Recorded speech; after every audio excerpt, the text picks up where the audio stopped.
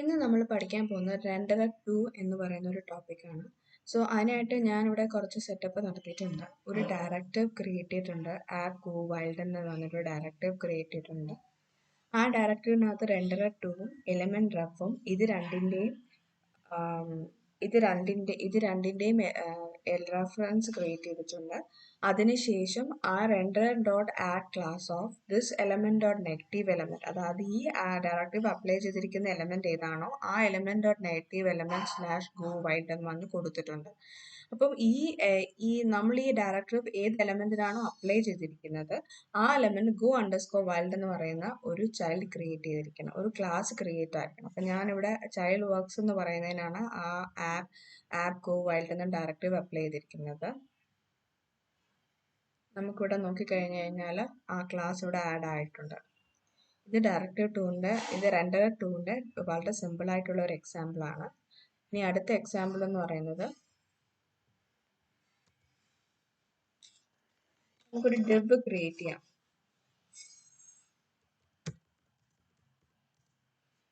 Constant div is equal to this dot render and dot create element of the constant text is equal to this dot render to dot create text of hello it's from director.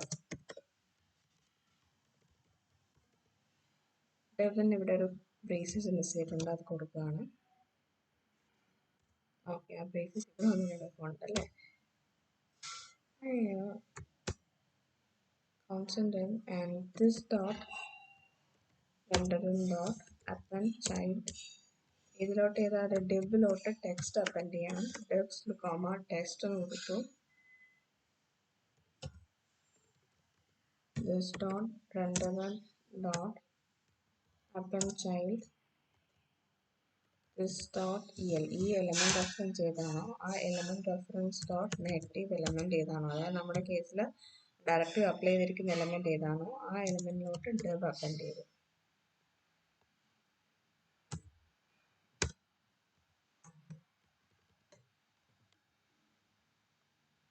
Hello is from director. പിക്കകത്തൊരു div, actually പിക്കകത്ത് div വന്നുകൂടാ.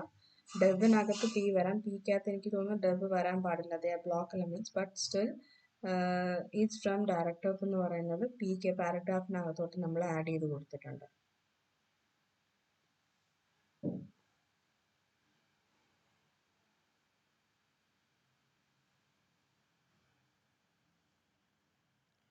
ഇത്രയാണ് directive ടൂവിൻ്റെ ഒരു simple example. അപ്പം simple ആയിട്ടുള്ള ഒരു example. അപ്പോൾ ഇത്രയും നിങ്ങൾക്ക് മനസ്സിലായെന്ന് വിചാരിക്കുന്നു.